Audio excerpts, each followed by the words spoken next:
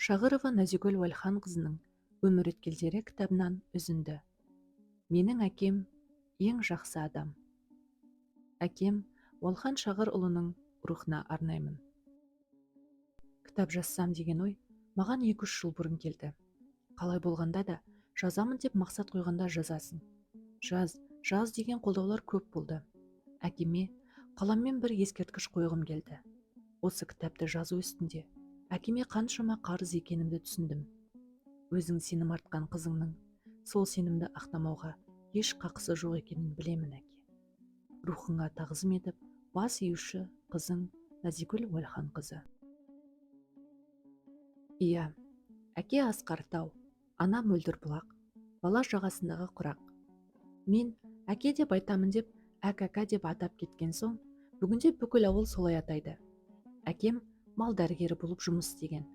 Адамның ең жақсысы, көркем мінездісі деген. Менің әкем, мен айтпай-ақ та айналам жақсы біледі.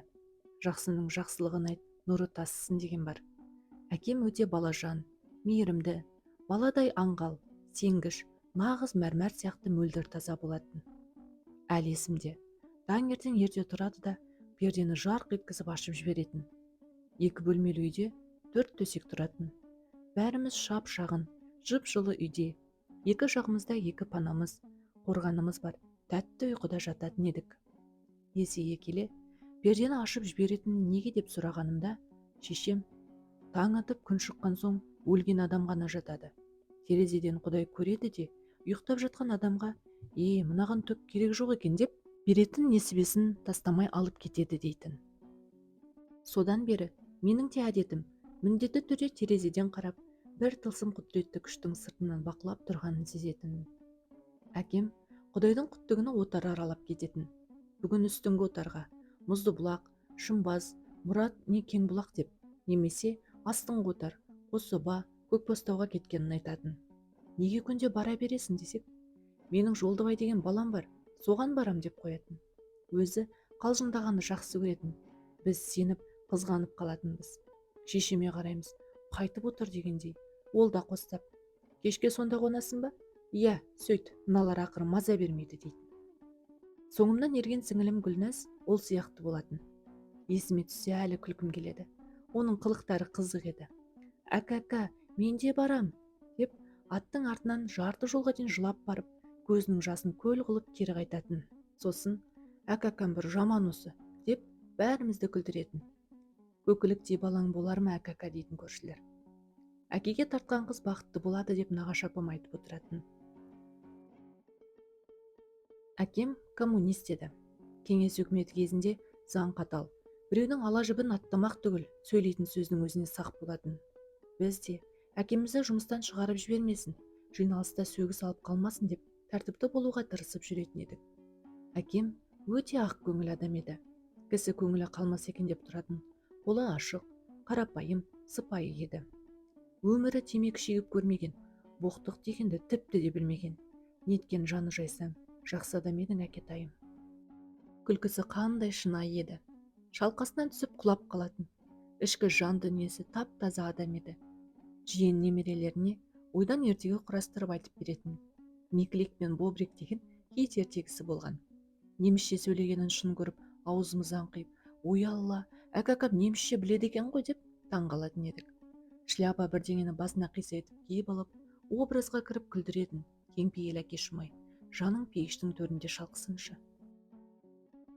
Әкем өте аңкөз болатын. Тазы ертіп, түлкі ұстайтын. Тіпті ұмытпасам, қасқырды алған иті болған. Әйтеуір суыр, борсық дегендерді ұстап алған күні, қорада отырып терісін сыпырып, бізге көрсетпей, шешем майын ерітіп, жөтелгенде айтпай ішкізетін. Емдік шөптерді жинап жүретін. Итмұрын, жалбыз, шөп-шай, ермен, бәрінің қасиетін білетін де үйге әкеліп жүретін. Ал енді бүлдіргенді тергенде сұрыпталып шыққандай бір тау шөп ілеспейтін, ірі-ірі болатын. Ең алғаш пісетін рау ағашты әкем аттың қанжығасына байлап мөшекпен алып келетін. Таңертең үйден шығарда әлі есімде. Керзі етігінің қонышына қамшысын қыстырады. Сары плащын алады. Аттың бауырына тие-тие жылтырап, аттың терісінің есі сіңіп қалған қоңыр планшет сумкасы болатын. Оның ішінде дәптер, қаламсап, бір-екі мал егетін шприц пен пенициллин, бициллин деген дәрілер жүретін. Ер тоқымын көтеріп, қора жаққа кетіп бара жататын. Күнделікті осы тірлік қайталана беретін.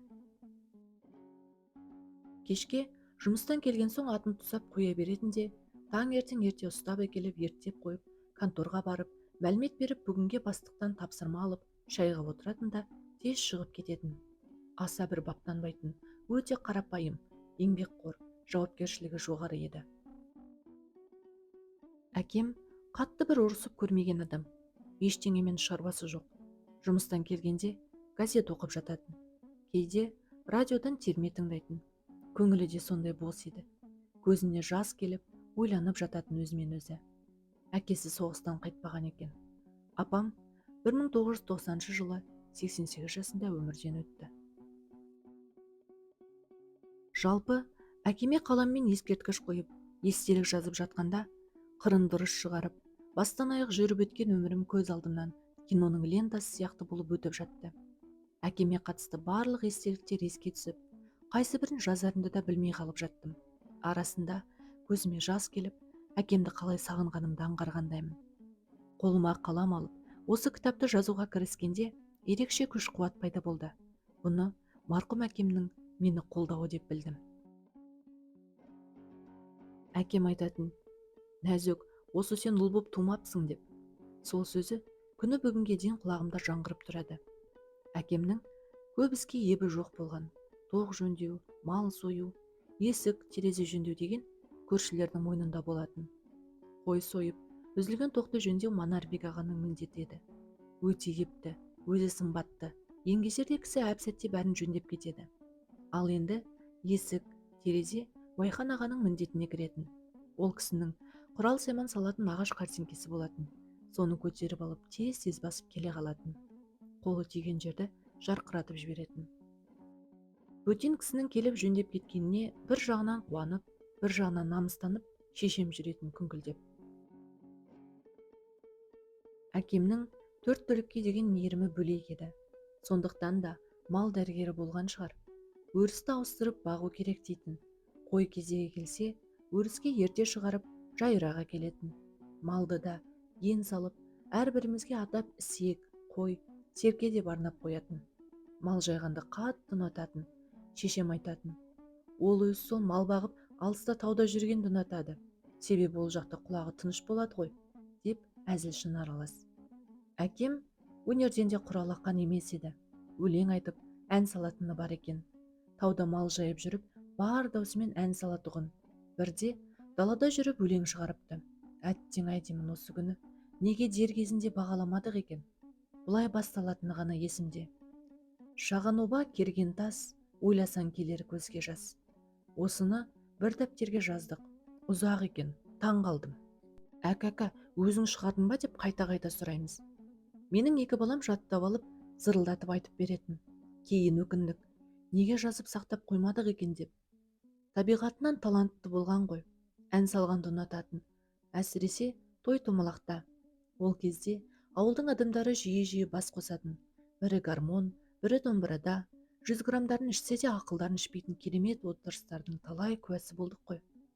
Әкем жүзі бал-бұл жайнап, ақ сиса, қызыл сисаны шырқайтын. Ахау Керім, Абайдың әндерін нақышына келтіріп тамаша айтатын. Тойдан үйге келген соң ертеңінде шешем айтатын: "Әкең шырқап ән салып, қой дейін десем қарамайды ғой, ел не деді екен" деп. Қазір ойлаймын ғой, адамның арқасы ұстағанда шабытына шабыт беріп, қолдау білдіріп отырса, адамның жүрегі тазарып, көңілі көтеріліп, ауру дегенді жанына жолатпайды екен. Адамды ел жұрт не дейді деген ой ешқашан өсірмейді. Әкемнің сол бір қасиеттері менің бойымда да бар сияқты.